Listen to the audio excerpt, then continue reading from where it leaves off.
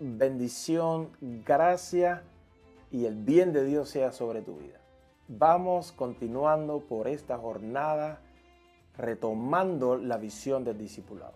Antes de continuar con el contenido, quiero agradecer especialmente a alguien que usted no ve, que está detrás de las cámaras, y ese es mi hermano Samuel Molina. Es el que carga conmigo para todos lados, es el camarógrafo, es el decorador, es el de luces. Es un hermano que es una bendición grande y le quiero reconocer a través de este vídeo. Señor me lo bendiga abundantemente. Hoy traigo de todas las características de un discípulo la que a mí más me gusta. ¿Por qué? Porque es, desde mi punto de vista, la más poderosa, la que más trae cambios, y estoy hablando personalmente de mi experiencia. Este versículo es directriz, es línea en mi vida personal, en mi vida familiar y en mi vida ministerial. Vamos a leer lo que dice Juan capítulo 8, versículos 31 y 32. Jesús se dirigió entonces a los judíos que habían creído en él y les dijo: si se mantienen fieles a mis enseñanzas, serán realmente mis discípulos y conocerán la verdad, y la verdad los hará libres. Escuchando detenidamente estos dos versículos, nos damos cuenta que Jesús le habló a gente que había creído en él, gente que se mostraba como lo que hoy dijésemos creyentes, y le dijo algo determinante para su vida. Y si usted lee los versículos siguientes, pues verá el conflicto que trajo estas palabras. ¿Cuál es la frase del Señor? Si ustedes permanecen, guardan, se aferran, se afirman y ponen en práctica mis palabras, seréis verdaderamente mis discípulos. ¿Recuerda el concepto de discípulo, que es un aprendiz, alguien que está siguiendo? Pues Jesús dice: si me estás siguiendo y no guardas mis palabras, no eres verdaderamente mi discípulo. ¿Por qué es esto tan trascendental? Por el poder que tiene la verdad. Y conoceréis la verdad, y la verdad os hará libres. ¿De qué manera la verdad de Dios nos hace libres?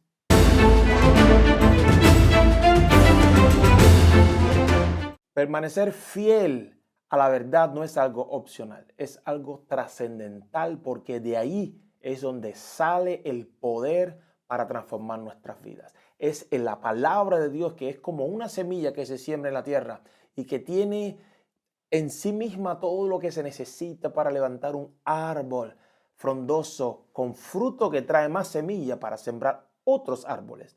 Así es la palabra de Dios, es una semilla que se siembra, y la manera de liberar todo su potencial es cuando la protegemos y la ponemos en práctica. Es en el compromiso firme y fiel con las palabras del maestro que un discípulo va siendo liberado de todo lo que estorba. Formulado de otra manera, aquel que no permanece fiel a la palabra que el Todopoderoso nos reveló, no puede ser su discípulo.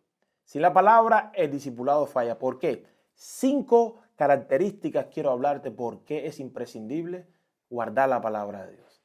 Número 1, porque un discípulo se nutre de la palabra de Dios. En Mateo capítulo 4 el Señor lo dijo claramente: no solamente de pan vive el hombre, sino de toda palabra que sale de la boca de Dios.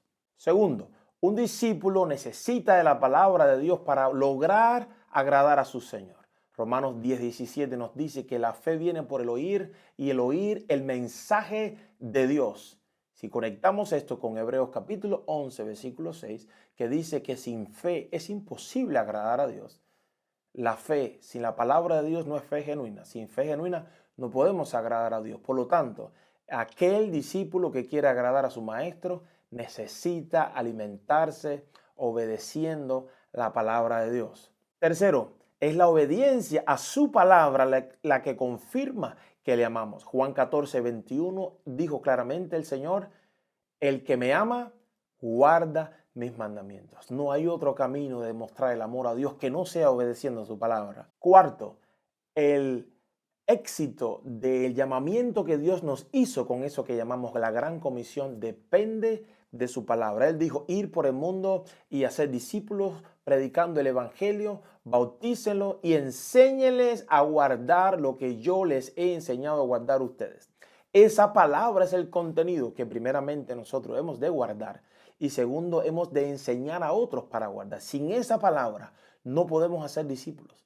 Por lo tanto, un discípulo que quiera cumplir con su llamado necesita guardar fielmente la palabra de Dios. Y número 5, necesitamos de la palabra de Dios para edificar nuestras vidas de manera segura, de manera firme.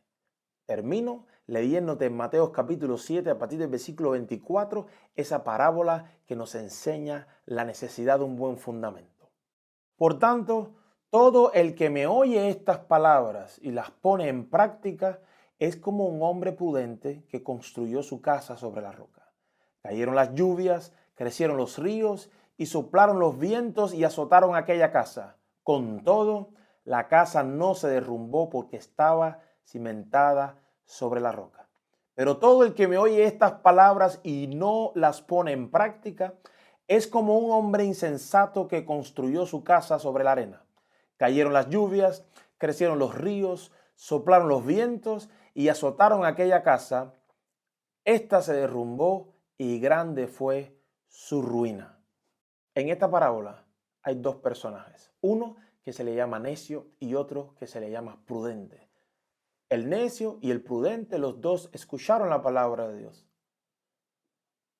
La diferencia está en que el prudente las puso por obra. El insensato, el necio, no las practicó. Tanto al necio como al prudente le vinieron los embates de las olas de los vientos fuertes, una representación de las tribulaciones, de los problemas. Los dos construyeron una casa, pero el resultado del necio fue ruina. El resultado del prudente fue estabilidad. ¿Dónde estuvo la diferencia entre ambos? En lo que hicieron con la palabra. El prudente la guardó, la puso en práctica. El necio solamente la escuchó, pero no se ocupó de ella. ¿Cuál es el principio? ¿Cuál es la identidad de hoy? ¿Cuál es la característica que nos diferencia de aquellos que dicen creer en Jesús y aquellos que son verdaderamente sus discípulos? El mantenerse fiel a las enseñanzas de Cristo. Un buen discípulo de Jesucristo es alguien que permanece fiel a las palabras del Maestro. Por lo tanto, conoce la verdad y esa verdad lo hace verdaderamente libre. Que el Señor te libere mientras pones en práctica sus palabras. Shalom.